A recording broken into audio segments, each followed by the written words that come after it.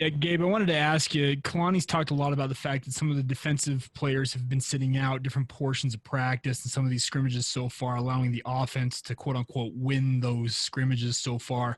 What has it been like for you playing along that defensive line going up against this offense so far?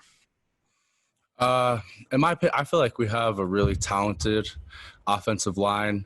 I feel like we have a lot of skill there, but I've also felt that our defensive line has really held their own. Even though I think we have a lot of younger guys, underclassmen, I feel like we've all played well. We've all kind of been able to sync up a lot and learn a lot and have a kind of a really unique opportunity to play the starters every single day and kind of get ourselves better. Because once again, our offensive line is super talented, and so is our offense. Gabe, Go ahead, Jay. Gabe, we've heard the offense talk about the priority is red zone scoring. What would you say is the defense's priority, overarching priority in camp? I think more than anything on defense, just playing aggressive.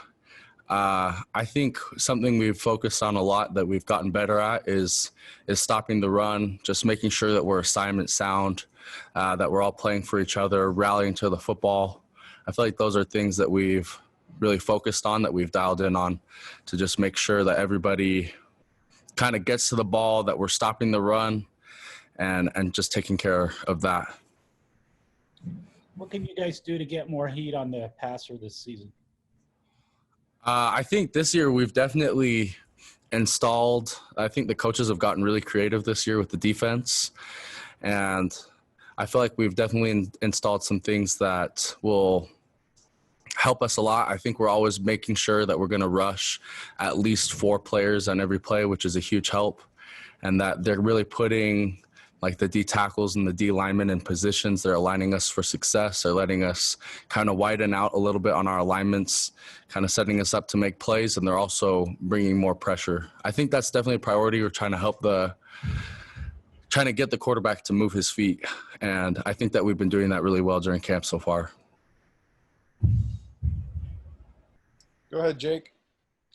Gabe, I wanted to ask you about Tyler Batty. He's a guy that I think BYU fans have really wondered what he could be as a true freshman coming off a mission, coming into this program.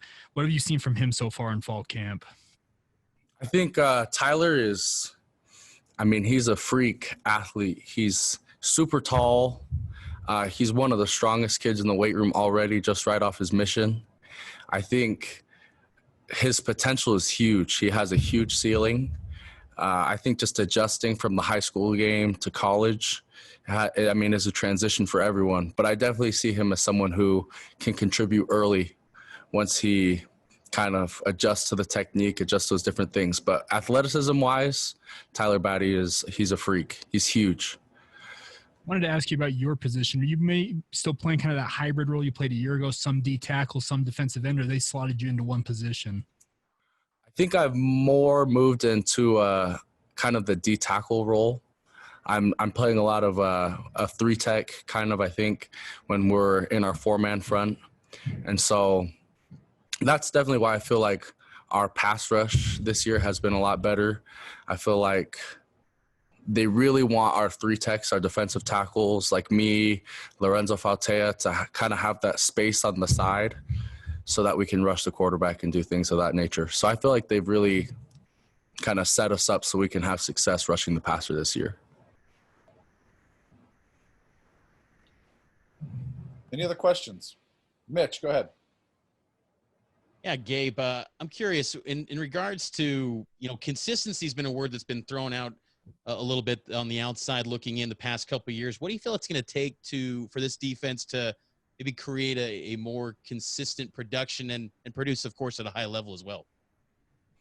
I think more than anything, something that's going to help us this year and in the future is I feel like our depth is so good right now. We have so many guys in the 2 deep, even to the 3 deep, that could go out and play and really make a difference in the game. At least on the D-line, I really feel like our depth has gotten big, and so I don't feel like there'll be a drop-off as much as there sometimes was last year.